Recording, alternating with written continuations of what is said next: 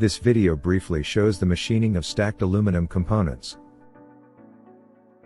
FlexiCam's pressure foot and detagging option allows machining stacks of aluminum sheets without the use of traditional concepts of fixing the stacks by drilling and riveting or screwing.